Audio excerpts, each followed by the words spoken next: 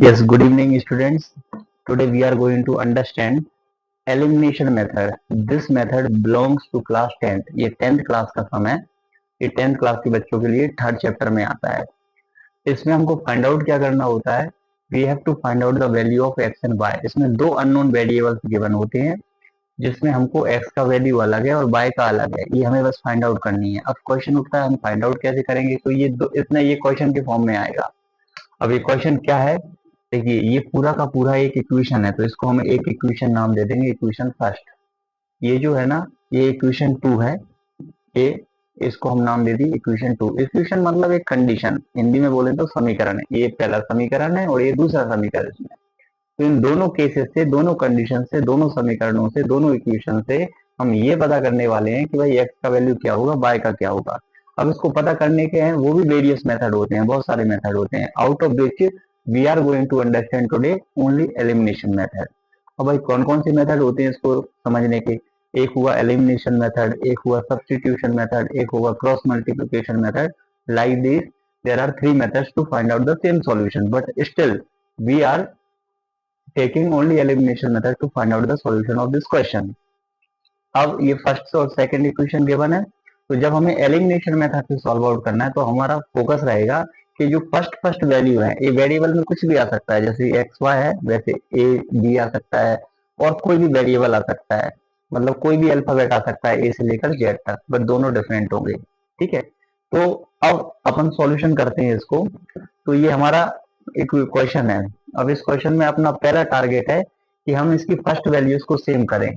और यदि भाई फर्स्ट वैल्यूज को सेम करते हैं तो फिर जो इक्वेशन है, कंडीशन है, वो गड़बड़ हो जाएगी. तो इसके लिए क्या करेंगे, हम क्रॉस मल्टीप्लाई करेंगे. किससे. इसके साथ जो नंबर है वो उसका क्या होने वाला है, इसके साथ जो नंबर है उसका हम मल्टीप्लाई कर देंगे अगले में. जैसे इसके साथ कुछ नहीं है तो हम 1 मानेंगे और इसके साथ क्या नंबर है 2. तो ये हमने इक्वेशन फर्स्ट में और सेकंड में मल्टीप्लाई कर दिया. किसका, जो जो फर्स्ट नंबर थे इनमें उनका.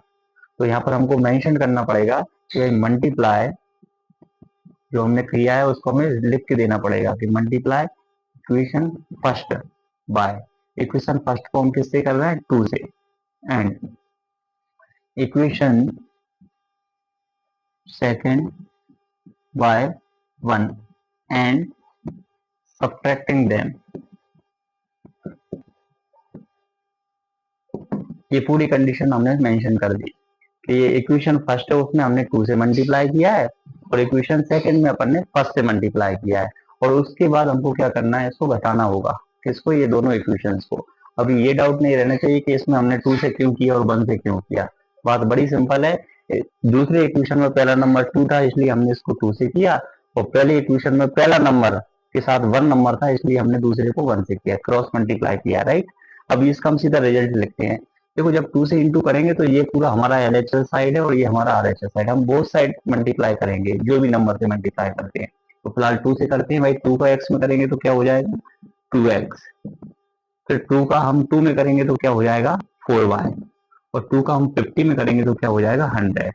अब ये हमारा इक्वेशन बन गया. उसके बाद फर्स्ट की इसका बात करते हैं हम सेकंड इक्वेशन की. 1 से मल्टीप्लाई करना है मतलब कोई चेंज ही नहीं करना है. यानी कि ये 2x बन जाए 2x हो जाएगा, 5y बन जाए 5y हो जाएगा और 120 बन जाए 120 हो जाएगा. अभी हमको लाइन लगा देना है. हमने पिछली क्लासेस में जो एल्जेब्रिक सम्स किए होंगे तो हमें पता होगा कि भाई हम एल्जेब्रिक, अब ये पूरा एल्जेब्रिक इक्वेशन है, इनको कैसे सब्ट्रैक्ट करते हैं और कैसे ऐड करते हैं वो सीखा होगा. अभी इसको घटाना है जैसा कि हमने मेंशन किया है.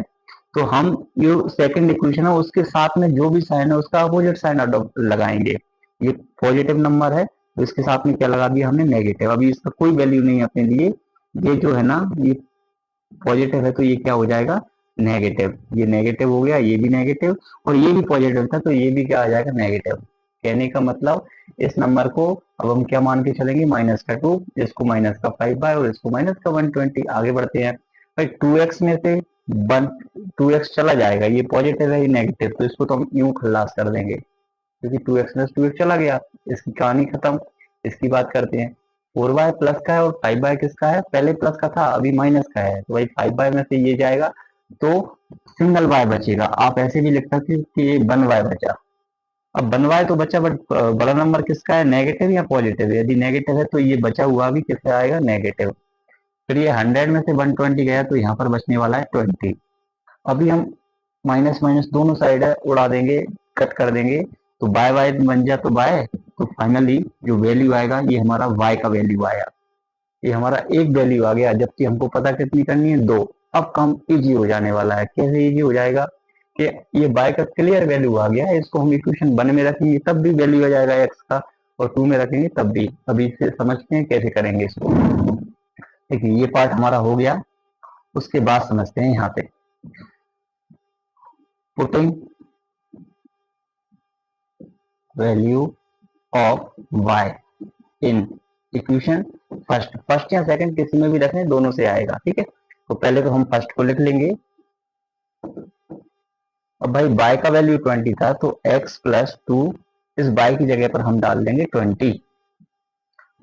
अभी 2 का 20 में मल्टीप्लाई करेंगे तो क्या हो जाएगा, 40। और जब हम आगे सॉल्व आउट करेंगे तो जैसा कि हमें पता है अब ये पूरा इक्वेशन बन गया है, इसको प्लस 40 को ले जाएंगे उस साइड तो क्या हो जाएगा, माइनस। और जैसे ही आपने माइनस किया तो 10 आ गया। तो कहने का मतलब क्या है कि x का वैल्यू 10 आ गया और y का पहले ही आ गया था।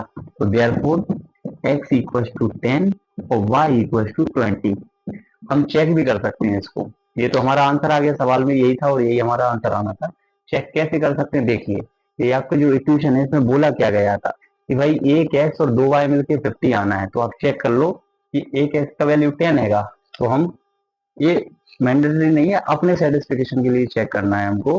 तो एक एक्स का वैल्यू 10 हुआ, बाय 20 था, तो यहाँ पर एक छोटा सा 20 लिख के देखो अपने समझने के लिए पेंसिल वगैरह से। तो भाई 220 या करेंगे कितना हो जाएगा, 40, और ये 10 और 40 कितना हो जाएगा, 50। माने हमारा सवाल सही है, राइट। ओके।